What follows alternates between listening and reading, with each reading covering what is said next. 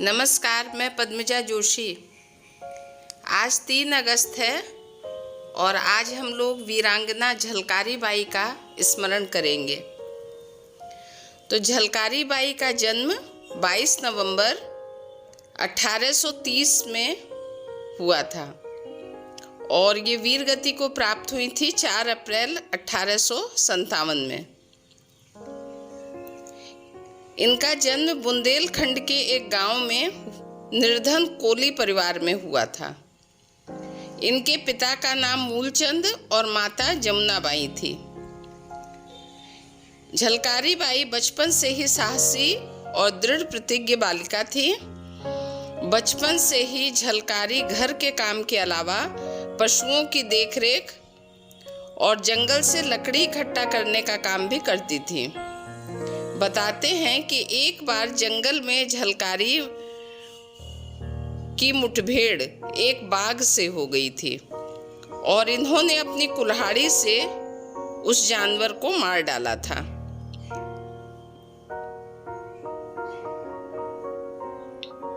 झलकारी बाई का विवाह झांसी की सेना में सिपाही रहे पूरन कोली नामक युवक के साथ हुआ था। ये इस विवाह के बाद झांसी आ गई थी और रानी लक्ष्मीबाई की सेना में जो महिला शाखा थी उसमें दुर्गा दल की सेनापति थी। वह लक्ष्मीबाई की हमशक्ल थी। इस कारण शत्रु को धोखा देने के लिए वे रानी के वेश में भी युद्ध करती थी।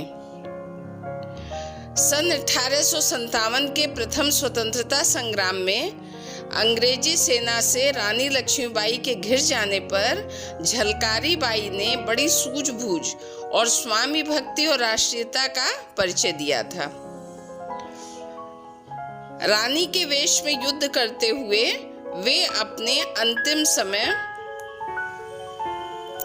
अंग्रेजों के हाथों पकड़ी गईं और रानी को किले से भाग निकलने का अवसर मिल गया। उस युद्ध के दौरान एक गोला झलकारी बाई को भी लगा और जय भवानी कहती हुई वह जमीन पर गिर पड़ी। ऐसी महान वीरांगना थी झलकारी बाई। झलकारी बाई की गाथा आज भी बुंदेलखंड की लोक गाथाओं और लोक गीतों में सुनी जा सकती है। झलकारी बाई के सम्मान में सन 2001 में डाक टिकट भी जारी किया गया। वीरांगना झलकारी बाई के बारे में राष्ट्र कवि मैथिली शरण गुप्त ने बहुत सुंदर पंक्तियां लिखी हैं। उनमें से 4 पंक्तियां प्रस्तुत हैं।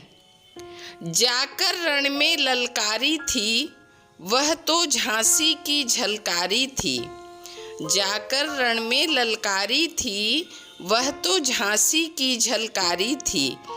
गोरों से लड़ना सिखा गई है, इतिहास में झलक रही, वह भारत की ही नारी थी, वह भारत की ही नारी थी।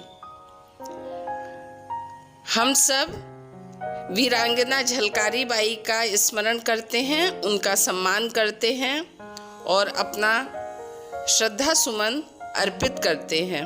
वे युग युग तक अपनी वीरता के लिए जानी जाएंगी, याद की जाएंगी। जय हिंद, जय भारत।